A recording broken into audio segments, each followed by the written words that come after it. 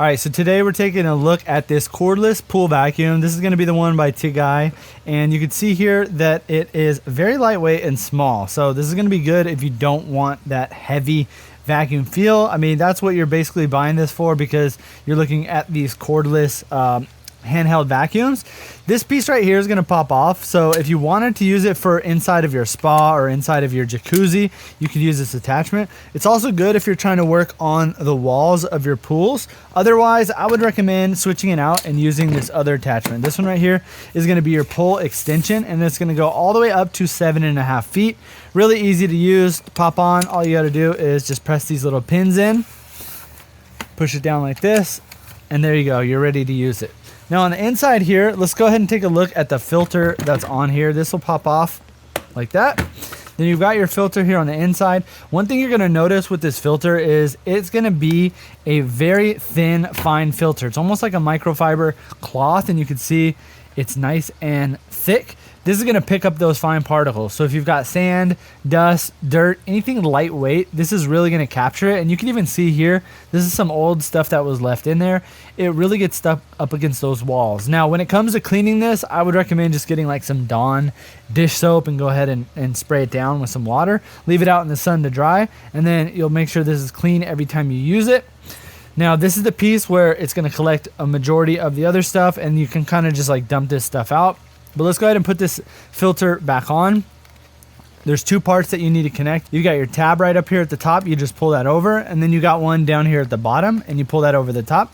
Then over here, you can see this is the brush head. So I love the design on this. It's a triangular design, which is great to get into those corners. Also, it's kind of flat up here at the top, so you can push it up against the wall directly. But it's also got a longer, more flat side here, which you can use this to angle against the side of the pool. And then at the bottom, you've got these brushes, which is nice because it's going to kick up that dirt that's stuck at the bottom. You've got rollers, which makes it nice and easy to push across the bottom of the pool.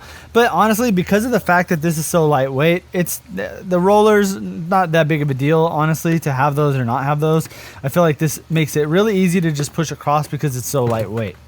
Okay, now we're going to push that filter in, and what I always recommend is making sure that you've got this upright and this upright as well. It just makes it a lot easier for you to align this and get it into place.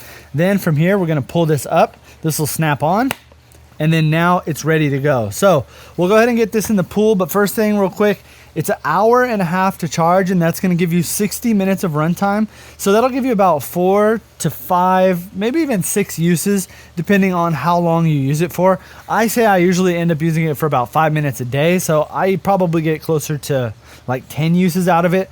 But if you're doing like a full pool sweep every time, I would say about 4 to 5 uses per charge. And you just charge it right here. This is the off and on switch. You just open that up. It's always going to be like that. Make sure that this is actually dried out before you plug it in so you don't get electrocuted, but you're just going to plug that in right there and then let it charge for about an hour and a half. Now, when you got it in the pool, you always want to make sure that you push this down and submerge it into the water first, because you're going to want to make sure that the motor part fills up with water. You do not want this to be out and dry with no water in it when you turn it on. So I always recommend dunking it in first, leaving it down here. Now you can go ahead and turn it on, and you'll see the bubbles start to come out. So if you come around this way, you can go ahead. I'm gonna go ahead and clean up this section right here. I'll let the water settle.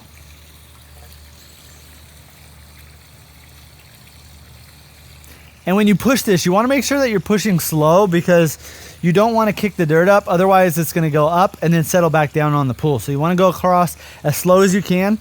And you'll see as I get close to the dirt here, you're going to see all that dirt getting gravitated towards the pool vacuum. So let's go ahead and start working on this little section right here. And you can see all of that is clearing out. There's like a little clear section right in front of it. And let's go ahead and go across this right here.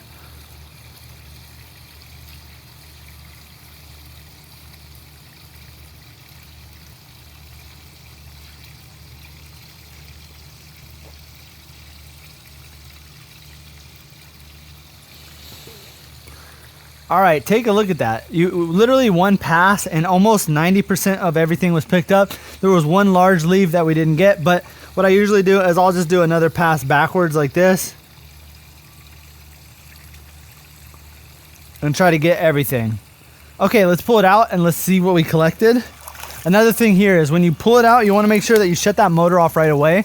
the more that the motor is on while it's not in the pool is going to lower the life of the motor. So you want to make sure that as soon as you get out of the pool, you want to turn that off immediately. That's what's going to make this thing actually last.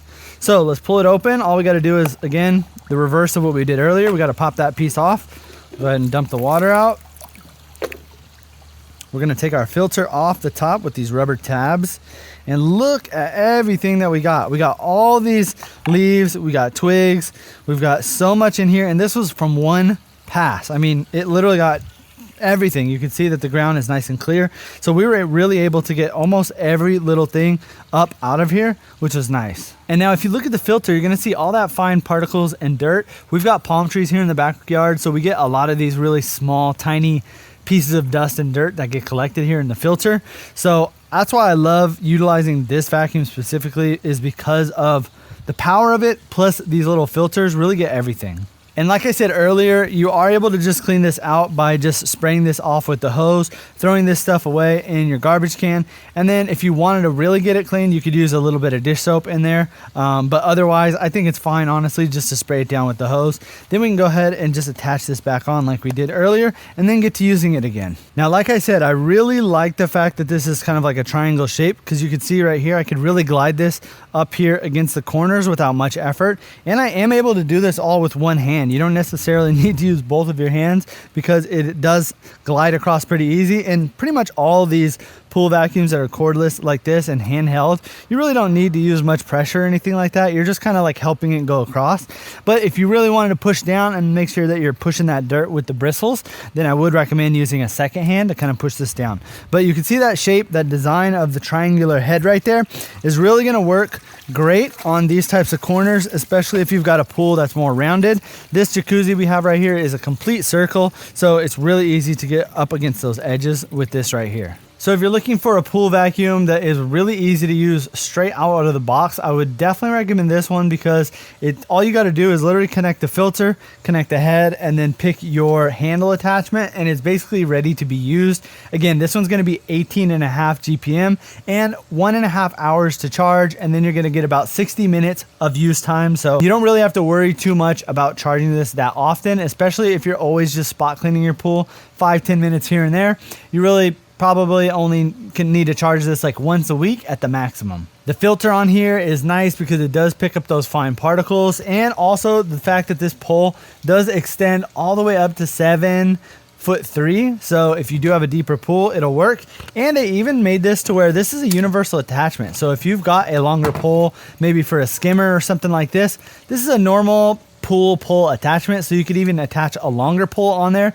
Or if you have some other type of attachment like a handle or anything like that, you can easily attach that on there as well. I've tested tons of different pool vacuums, and this one has got to be one of my favorites just because of the ease of use, and it actually has pretty strong, powerful suction. So for the price point, I think it is a major competitor to a lot of the other ones out there. So easy to use. You just take it out of the box, plug it in, and basically get to using it right away. This also does come with additional filters as well. So I only have one in here right now, but we also have some additional filters that came with it. So if you're looking for a handheld pool vacuum, something that's lightweight, easy to use, and very powerful, I would definitely recommend picking one of these up.